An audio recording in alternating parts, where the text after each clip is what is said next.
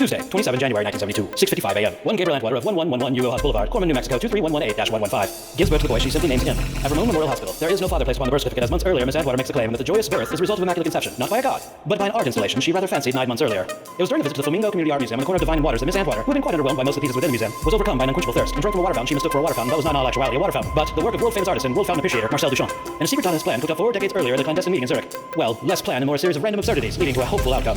Miss Antwater's celebration is short-lived as the boy, who eventually became a man, would disappear from the hospital grounds and be placed within the confines of the recently built moon base Psychotronic, the realization of a long gestating government project produced through the cooperation of the last remaining goddess and an East Village communal art cooperative.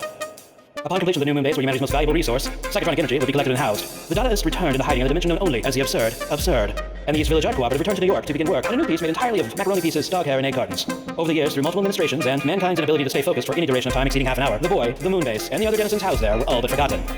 That is, until now.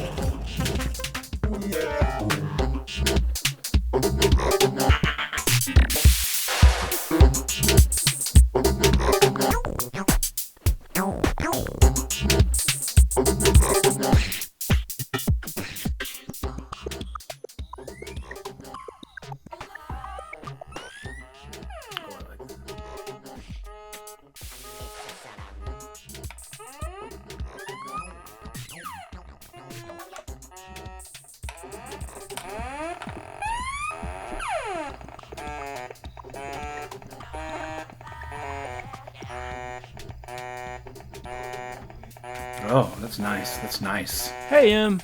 Oh, hey, B.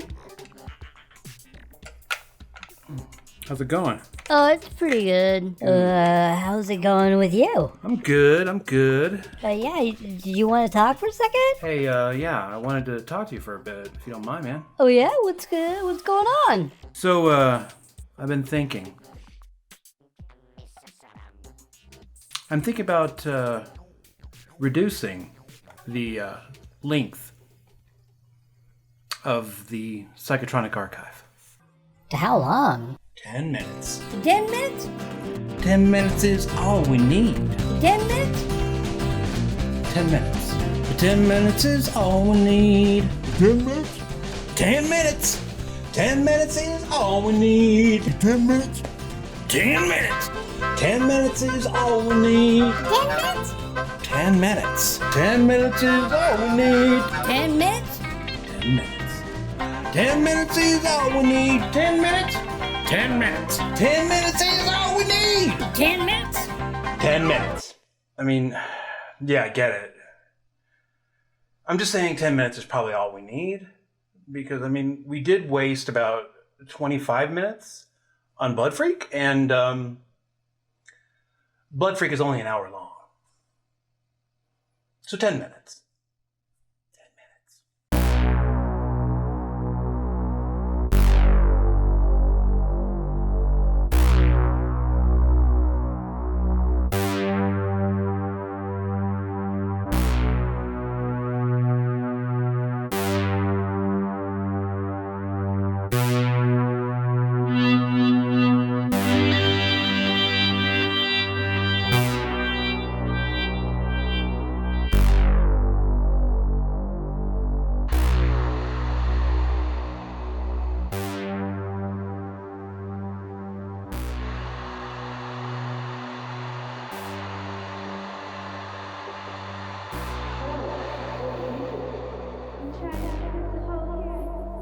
It appeared on page 209 of the Psychotronic Encyclopedia of Film. Below, Brian De Palma's Dress to Kill, and above, Stuart Seagal's forgotten no-budget quickie, Drive-In Massacre. Though titled The Driller Killer, most remember it just as Driller Killer. The encyclopedia's description, written by Michael J. Weldon, was short and to the point. From the ads. Several pints of blood will spill when teenage girls confront his drill. New York art house exploitation film with an alienated young surrealist painter going berserk and attacking downtowners with his Black and Decker.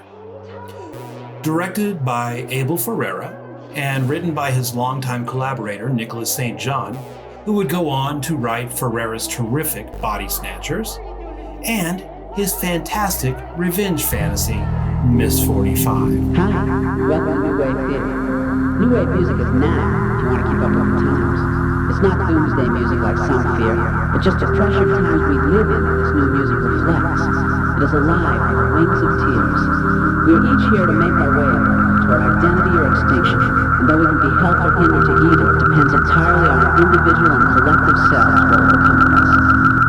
Driller Killer was the pair's first film, if you don't count their collaboration on the 1976 porno 9 Lives of a Wet. As a slasher film, The Driller Killer avoids many of the tropes inherent in the genre by doing 2 things with the story. First, the story is told from the killer's perspective. Unlike Jason Voorhees of the Friday the 13th or Michael Myers of Halloween, where the villain is the antagonist to the final girl. And second, by telling the story from the perspective, we are abundantly clear what our killer's motivations are. I'm sorry. I need a second.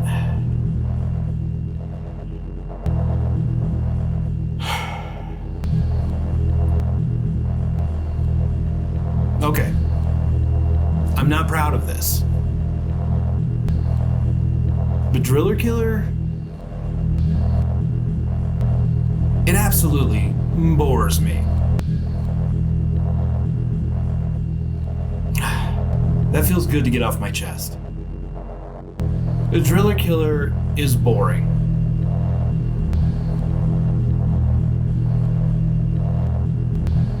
Yeah. It's unequivocally boring. It's my opinion that Driller Killer is super boring. Boring. Driller Killer opens in a boring church where a boring artist with the non-boring name Reno, followed by the much boring surname Miller, approaches a boring old man, boringly praying.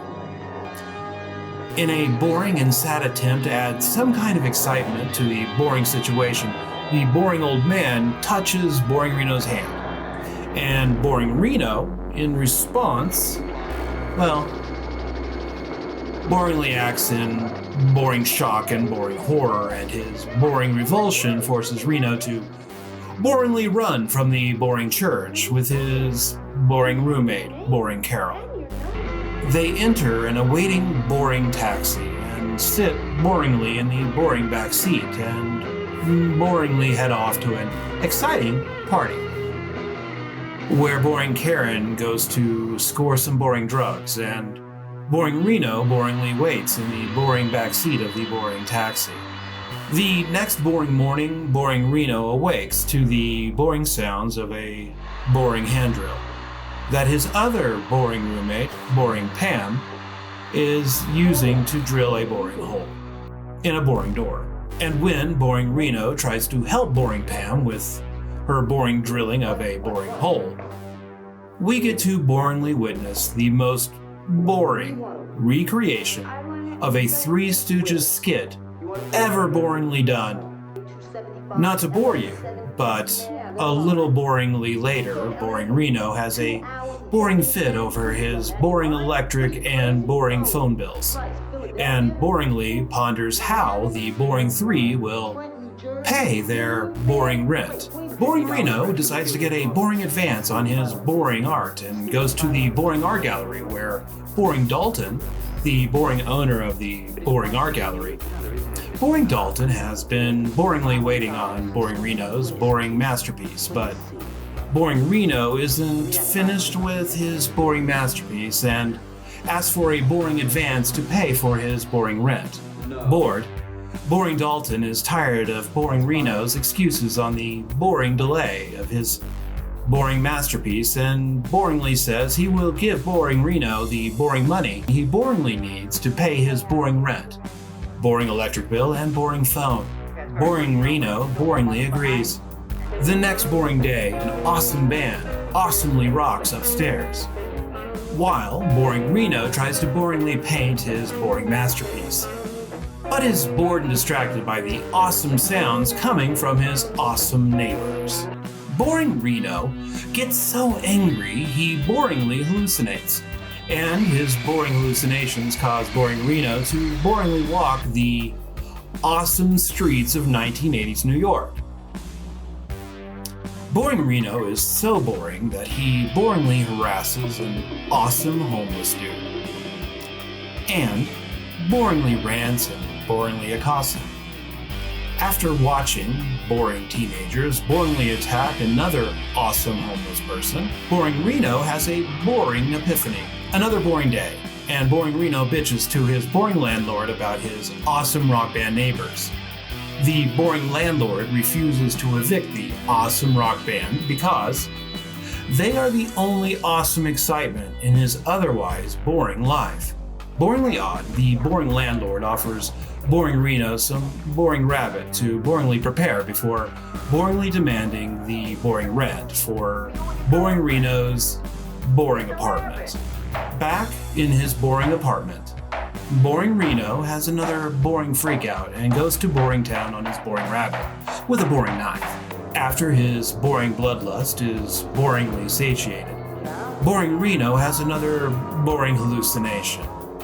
Once again, boring Reno's awesome neighbors awesomely rock, boringly disrupting boring Reno's boring life, and this is when he boringly snaps, picks up the boring power drill, and enters the boring killing spree of this boring movie.